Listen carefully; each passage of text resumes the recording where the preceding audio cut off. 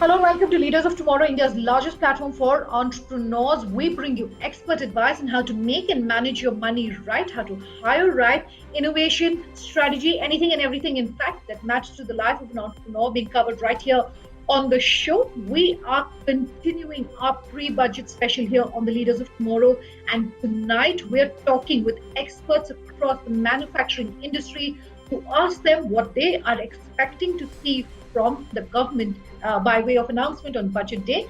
Let me welcome our panelists and introduce them tonight. First up, we have Niranjan Hiranandani. He's the co-founder and MD of the Hiranandani Group and the immediate past president of ASSOCHAM.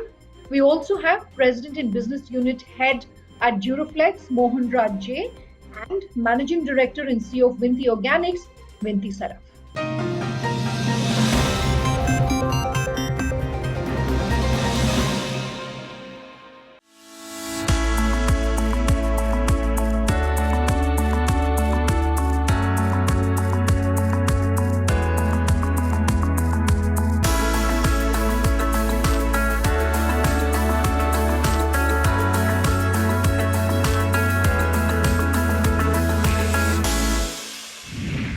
Thank you to each of you joining us on this panel to talk about what you are expecting from the government ahead of the budget. Now, I do know that I'm talking through the three of you as experts in the manufacturing space, and manufacturing is so vast, and it's not really an industry, but I do want to try and get some sort of commonalities, if I may, for entrepreneurs watching this interview to say, hey, I'm a manufacturer. What perhaps will the government announce for me on the 1st of February? And we're going to try and decode that on this panel today. Let me come first to you, Vinti, and start by asking you if there was one thing that you would personally like to see from the government being announced on the day of the budget, not specifically for your industry, but one thing that you feel is very crucial as we're kickstarting really growth and recovery here in India, what would it be? See, I think the biggest bottleneck that our country faces, and lots has been talked about it, is infrastructure. And in every budget, we do hear talks on, government providing more and more incentive and speeding up the infrastructure projects, but it's just not happening. So just that further impetus and take infrastructure projects more seriously, and coming to my industry specifically, coming to port development, coming to, chemical zones, those kind of infrastructure where we are lacking, and especially if you compare to countries like China or Vietnam, Thailand, Mexico. If these projects can be expedited, and not just in terms of providing more funding, but actually increase the speed at which they are done, it would really boost domestic investment in the manufacturing sector. Okay. Mohan, same question to you, not maybe specifically for the mattress industry, but if there's one thing that you think is going to be extremely crucial for the government to make comments on to kickstart and revive and sustain really the growth in the economy, what's it going to be? I think India still depends on a lot of imported, raw material specific to my industry as well. Yeah, So what happens is our dependency is so high, and it particularly in this COVID time, we found a challenge on the supply side than more on the demand. I mean, even though we were even the discretionary product, whatever we know in the consumer goods industry, the demand did, there was some pent up demand, it did pick up, but then supply became a challenge, primarily because of logistics issue, because of over dependence on import. And so we would definitely look forward to accessing, cheaper import substitutes into India as far as the raw material is concerned. Again, India finds a lot of cheaper goods coming into India from China, and with a lot of this US-China trade war and even whatever is happening between India and China, it seems the beneficiary is Vietnam. So a lot of industries are moving to Vietnam. There is a large sure. scope for India to really, move in this into India as well. So I look forward to, as an industry, I think we should really look forward to getting more of import substitutes as far as raw material is concerned, and protect the finished goods industry.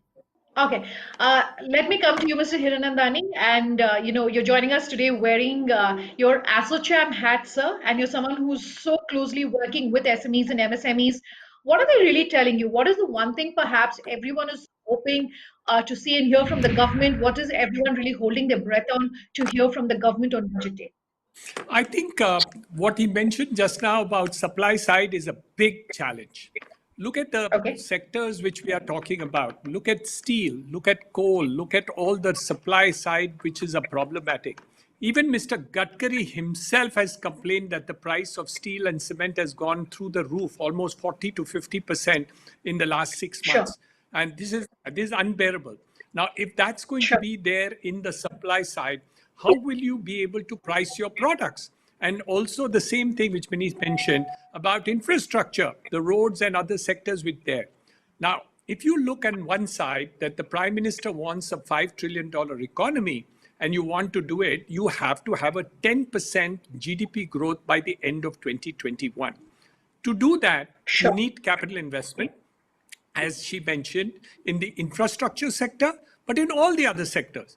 As far as the incentives are concerned, in terms of the budget, already the PLI position is there, the lowering of the rate of tax is there. But in reality, what is happening is we're not getting enough investment both in the public sector and in the private sector. So we are totally challenged, so to say, into both these things. So an input Okay, has to be given in both these sectors so that you can seamlessly go end to end. People should not require to look at any other country, whether it is Bangladesh, whether it is Vietnam, or any other country in the world and globe. If there should be that, India should be the preferred destination, Suranda, because that's the sure. only way we'll be able to reach the $10 trillion economy, $5 trillion economy. Okay, But the sure, point is, if you don't take all the issues from time to time and address all of them, whether it's transport, supply at the primary end, or all the other issues in terms of exports and other things, we have to take care of all these end to sure. end issues rather than saying one big issue that you need to address. Fair enough. I do take your point, but there are a couple of things that I do want to sort of break down and discuss in detail: PLI, Make in India, raw material, etc. Maybe I can pick up on the raw material, point that has been raised, and talk about raw material and what the government needs to do on raw material supply, and perhaps announcements in the budget. Mohan, if I can come to you first, yours is an industry that I understand depends heavily on the export markets when it comes to raw material. How are you hoping that will perhaps change? How has the pandemic forced your industry to really rethink its raw material supply chain? So, particular to our industry, if I talk about our ancillary industry, which basically supplies the raw material, has heavy dependence, like textile. The basic yarn has to come from China. We Yeah, really got hammered during this COVID. India is a big, great textile hub. India has a lot of potential on textile.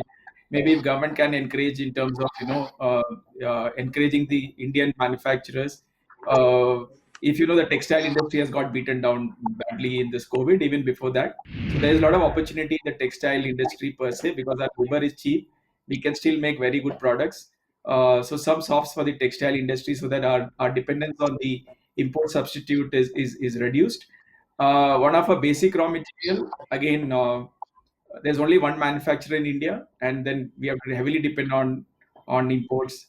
Uh, I mean, the capacity of that one manufacturer and what we India requires is three times. So there is definitely a dependence. There's heavy anti-dumping duty on those basic raw material. Maybe if government can sure, relook into that and help get cheaper products. On the sure. on the uh, on the supply side, as far as the finished goods is concerned, Mm, again, we have cheaper import coming into India, so that's something the government will look forward to. If government should look forward to arresting cheaper substitutes into India in terms of finished goods, but surely there's a lot of scope to be played on the textile side, which can help our industry. There's a lot of scope sure, to be played on the chemical, which is short in supply in India. sure. Yeah, so these are the basic points when it's come to raw material. Okay, Vinti, your industry, or at least your business, really, completely on the opposite side of the spectrum, if I can call it that, because you source most of your raw material, I understand, from the domestic markets.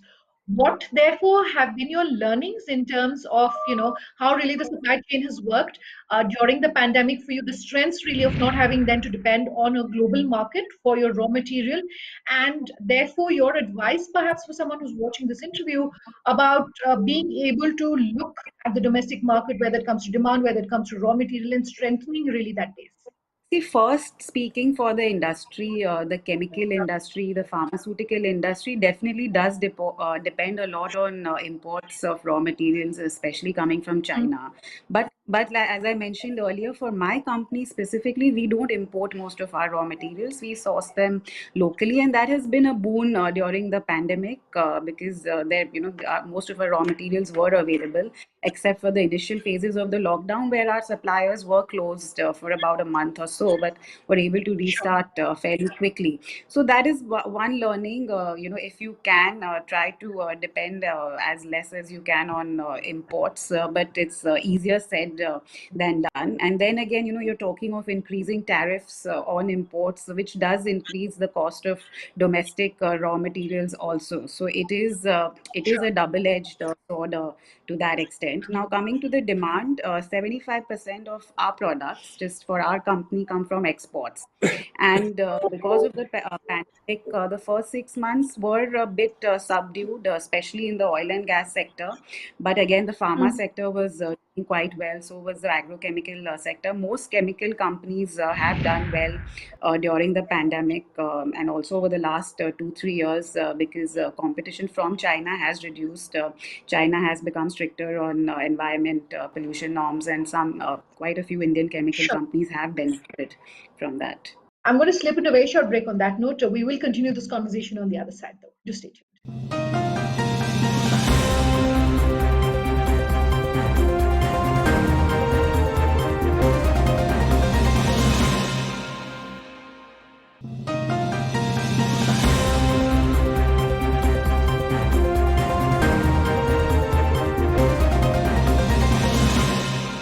Welcome back with us here on Leaders of Tomorrow. And tonight, we're speaking with experts across the manufacturing industry to ask them about their expectations from the upcoming budget.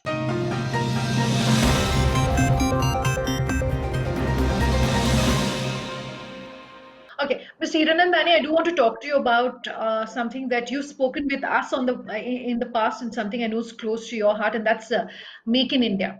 Now, under the Make in India scheme, one of the recent announcements has been the production-linked incentive scheme. Specific to manufacturing, a lot of people telling us, we have to see how the technicalities of it work, how it's going to be operationalized. One or two things, sir, very briefly, if you could talk to us on the PLI scheme for the manufacturing space that small businesses perhaps are telling you that they want to see. Basically, I think the policy is very clear. So there is no issue on the Mm. policies. But most of the Yeah, time, what really happens is how do we really get the small manufacturer to be able to get and pick up the benefits of this? In ASSOCHAM, we yeah, have more than 450,000 SMEs, MSMEs who are participant in all these things. All of them are really worried that they are not going to actually get the benefit on the ground. As far as the large sure, manufacturers are concerned, I don't think there's much of a problem. So I think what we really need to do is simplify the processes that are required to be done for the small sure, manufacturer who will be able to get these benefits. If it does do it, sure. and the rollout should be very clear in terms of the nitty gritties should be such that they don't have to then contest that benefit in the long run or have to go into Okay, litigation and other things in order to get that done. So that's the major thing I think which we really need to do.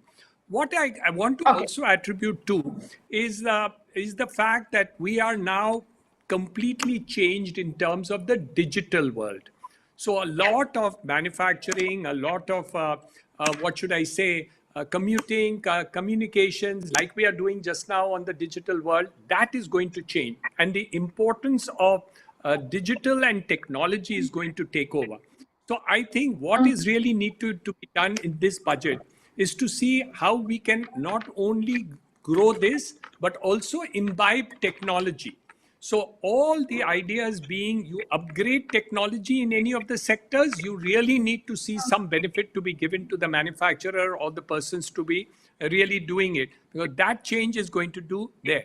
If you want to be sure, local, uh, get data protection, data privacy, data control that you need to do in the country, I think very, very important to do that part of it very clearly, which we do. If you see most of the Sure. companies whose growth has been exponential in the last couple of years, whether in the stock markets here or internationally, they're all gone into a technology base. And that I think is Absolutely. going to be the future in the next. So some incentives on that part of it, one.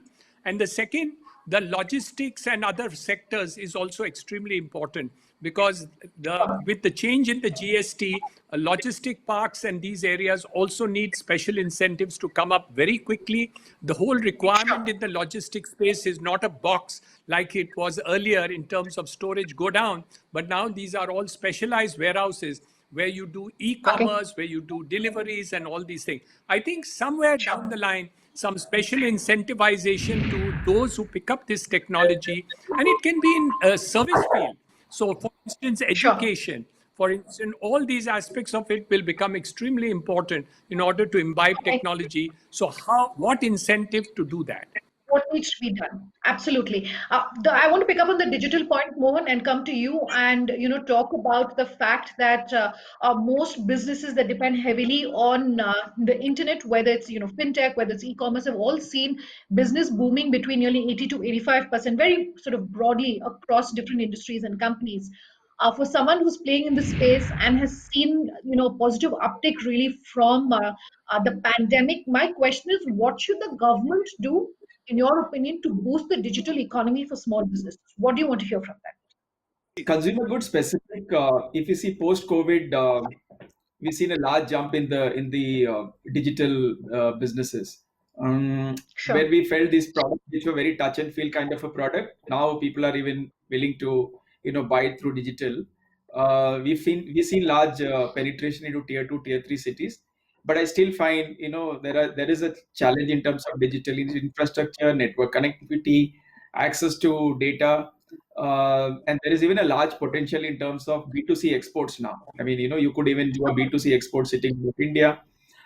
So definitely, I don't know when, but a quick rollout of 5G, better digital infrastructure in terms of providing access to tier two, tier three cities, even moving some of the manufacturing to tier two, tier three cities, which can provide employment and in turn improve consumption. I think a mix of improving the purchasing power of tier two, tier three cities consumers and the digital penetration combined, can see, like I can say for my industry, the digital penetration was hardly 2 to 3%.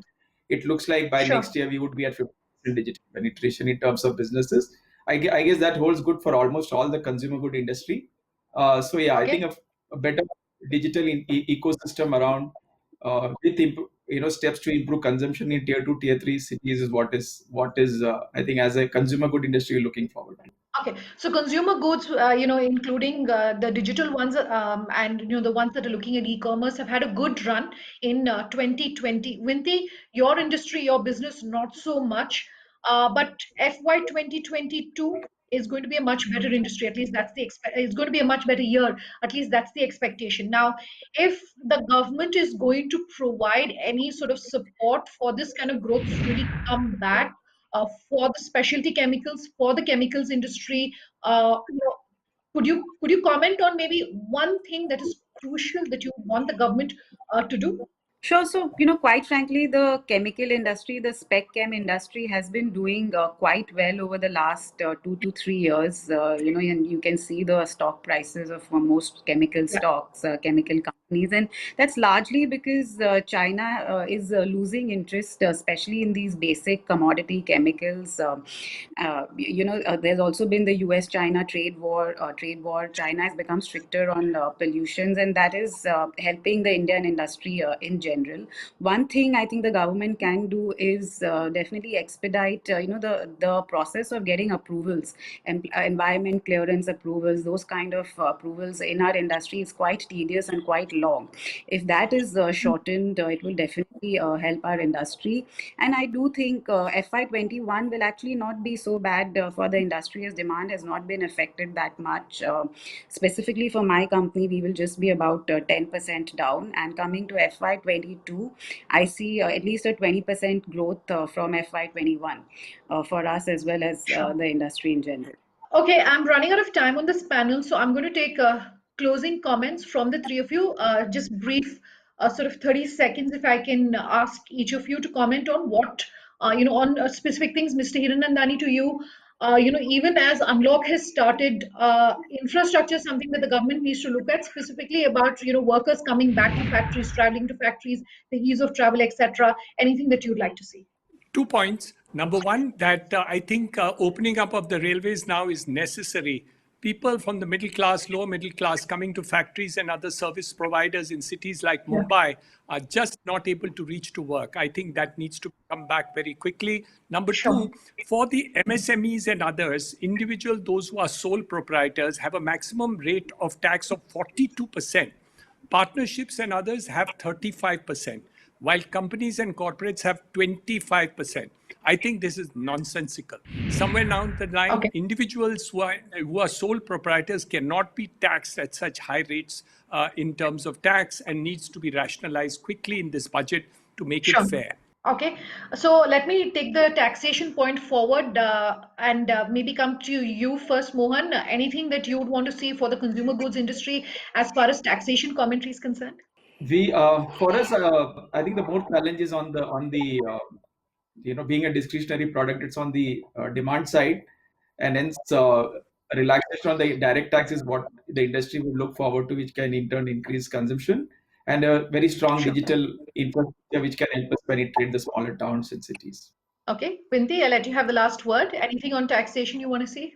I would just say just relook at the minimum alternative tax as well as the long-term capital gain taxes. And, I do understand our tax collections are low given the size of the economy, but just the tax structures, like Mr. Hiranandani says, don't make sense. All right. Thank you to the three of you for joining us on this panel talking about what entrepreneurs based in different industries across the manufacturing space could perhaps expect. All right. Thank you so much for your time here on the show. That's the expectations as far as what the manufacturing industry is expecting from the upcoming budget. If you have any feedback for us, our contact details up on your screens as we speak. Thanks for watching. Have a good night.